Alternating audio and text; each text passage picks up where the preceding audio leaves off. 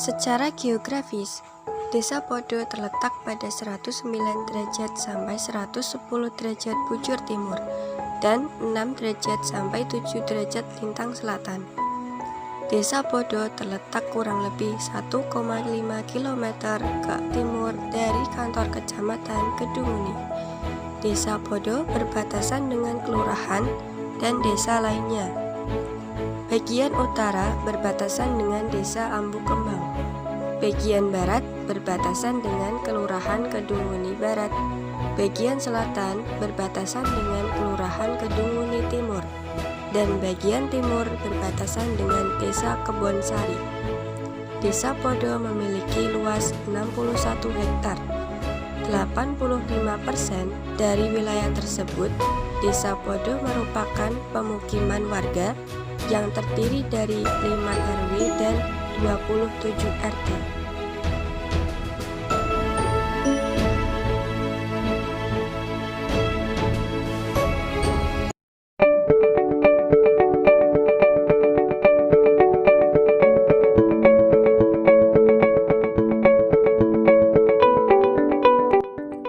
Dahulu, mayoritas penduduk Desa Podo adalah pembuat senjata atau gaman. Dalam pembuatannya, harus melewati puasa selama 40 hari sebelum membuat gaman. Konon juga katanya, siapapun yang menjadi seorang penduduk Desa Podo tidak boleh sombong atau merasa lebih dari yang lain. Jikapun ada orang yang seperti itu, akan kalah dan berakhir sama kedudukannya dengan yang lain. Inilah sejarahnya Desa Podo. Konon, pada kerajaan Mataram, dahulu ada pasukan dari Mataram yang ditugaskan untuk menyerang Batavia Tow Company. Namun, belum sampai ke sana ada utusan pasukan untuk kembali lagi ke wilayah Mataram, dan terjadinya Mbah Jebeg atau Empu Sukowaji ini. Beliau tidak kembali lagi ke kerajaan Mataram dan berhenti di sebuah desa yang bernama Desa Podo. Awal mula dinamakan Desa Podo, hidup seorang empu yang bernama Empu Sukowaji. Beliau adalah seorang ahli pembuat gaman. Pada waktu itu, Empu Supo diberi perintah dari raja untuk membuat pusaka sejenis keris. Empu Supo memberi nama pusaka tersebut dengan nama Pusaka Sengkelat. Pusaka yang telah jadi kemudian diserahkan kepada sang raja. Karena terkesan dengan keris pembuatan sang empu, raja memerintahkan sang empu untuk membuat duplikat keris sengkelat. Sang empu langsung membuat keris kembaran sengkelat. Belum diselesaikan secara sempurna, pusaka tersebut membuat geger orang-orang dan para pendekar karena kesaktian keris sengkelat, sehingga banyak yang memburu sang empu untuk merebut keris sengkelat. Keris itu sangat sakti dan tidak terkalahkan oleh siapapun, sekalipun orang itu lebih tinggi kedudukannya dari sang empu. Jika sudah bertarung dengan kerisnya, maka akan kalah dan sama rata kedudukannya dengan sang empu. Saat beliau terus dicari dan dikejar oleh company, beliau juga memiliki keahlian menyamar dan berubah-ubah orang untuk menutupi jati dirinya dari para company. Empu Supo menyamarkan diri dengan mencoreng-coreng wajahnya sendiri dan mengubah nama menjadi Kiloreng agar tidak diketahui oleh orang-orang yang memburunya. Pembuatan pusaka keris dilanjutkan di daerah persembunyiannya. Setelah pusaka keris jadi, tiba-tiba ada salah seorang yang memburu sang empu mengetahui bahwa Kiloreng adalah Empu Supo.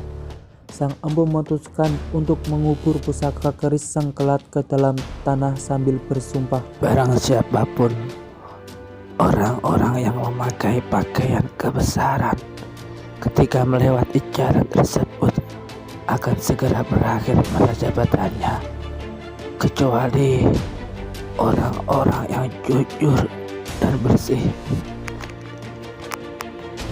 Daerah di mana pusaka keris dikubur berada di samping 3 Desa Podo atau pertigaan Podo.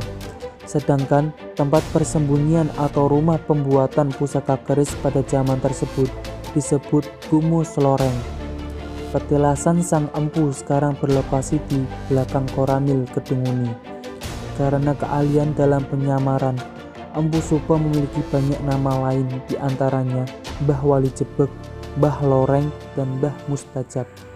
Akhir cerita, sang empu menetap di daerah persembunyiannya sambil menyebarkan agama Islam. Daerah di mana Empu Supo menetap pada zaman itu terkenal dengan sebutan Desa Podo, karena sang empu membuat pusaka keris kembar dan diartikan sebagai titik berhenti dari pelarian. Empu Supo menetap di Desa Podo sampai akhir hayat dan dimakamkan di Dusun Jebegan, Desa Podo.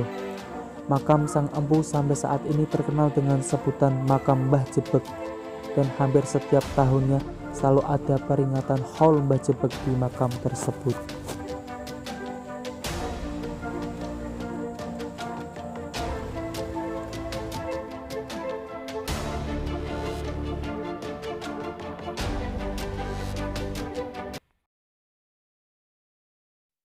Nah, begitulah sejarah Desa Podo.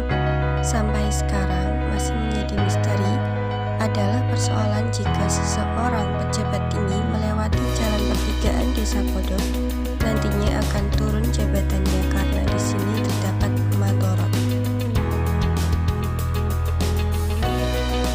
Mungkin itu saja sekilas tentang sejarah Desa Podo yang sampai sekarang masih diyakini dan dihormati oleh sesepuh dan